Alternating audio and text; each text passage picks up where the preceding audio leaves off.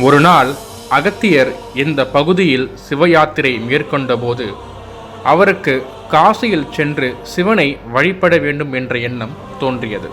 அன்று இரவே அவரது கனவில் தோன்றிய சிவபெருமான், ஏர் அழிஞ்சல் மரம் எங்குள்ளதோ அதற்கு கீழ் 108 சிவலிங்கத்தை வைத்து பூஜை செய்தால் காசிக்கு வந்த பலனை நீ அடையலாம் என்று சொன்னாராம். அடுத்த ஒரு வாரத்திற்குள்ளேயே இந்த ஏர் அழிஞ்சல் மரத்தை கண்டுவிட்டார் அகஸ்தியர். அன்று பக்கத்தில் இருந்த நதியிலிருந்து மணலை சேகரித்து சிவலிங்கத்தை உருவாக்கத் தொடங்கினார் அகஸ்தியர்.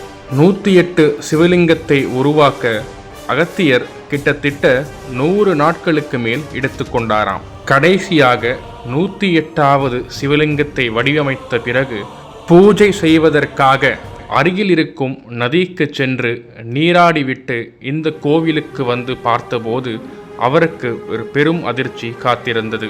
அது என்னவென்றால், அவர் வடிவமைத்த 108 சிவலிங்கங்களும் ஒன்றாக இணைந்து விநாயகராக மாறி காட்சியளித்ததாம்.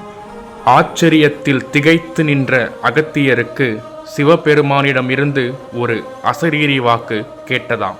அது என்னவென்றால், எந்த ஒரு நல்ல காரியங்களை செய்வதற்கு முன்பும், எந்த ஒரு பூஜையை தொடங்குவதற்கு முன்பும், பிற தெய்வங்களை வணங்குவதற்கு முன்பும் விநாயகரை வழிபட்டே அதை தொடங்க வேண்டும் என்பதே மரபு. 108 சிவலிங்கங்களை வடிவமைத்தாலும் முதலில் விநாயகரை வழிபட மறந்ததாலே இன்று நீ வடிவமைத்த சிவலிங்கங்கள் அனைத்தும் ஒன்றாக இணைந்து விநாயகராக மாறியது என்று சொல்லி மறைந்ததாம். அகத்தியரும் தாம் செய்த தவறை உணர்ந்து கொண்டார். அன்று சிவலிங்கங்கள் விநாயகராக மாறியதே இன்று நாம் வழிபட்டு கொண்டிருக்கும் இந்த அங்கோல கணபதி. இதிலிருந்து நாம் கற்றுக்கொள்ள வேண்டியது, எந்த ஒரு நல்ல காரியங்களை தொடங்குவதற்கு முன்பும் ஞானத்தின் கடவுளான விநாயகரை வழிபட்டாலே தடைகளை வென்று எளிதில் வெற்றியை பெறலாம் என்பதே.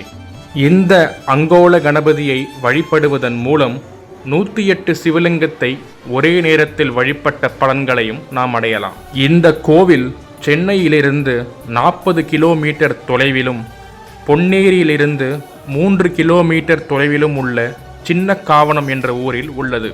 இந்த கோவிலின் பெயர் அருள்மிகு நூற்றெட்டீஸ்வரர் திருக்கோவில். இந்த கோவிலின் முழு வரலாற்றையும் தனி சிறப்புகளையும் விரிவாக நம் சேனலில் பதிவிட்டுள்ளோம். அடுத்த பதிவில் மற்றொரு சிறப்பான கோவிலை பற்றி தெரிந்து கொள்வோம். சேனலை சப்ஸ்கிரைப் பண்ணி வச்சுக்கோங்க. நன்றி.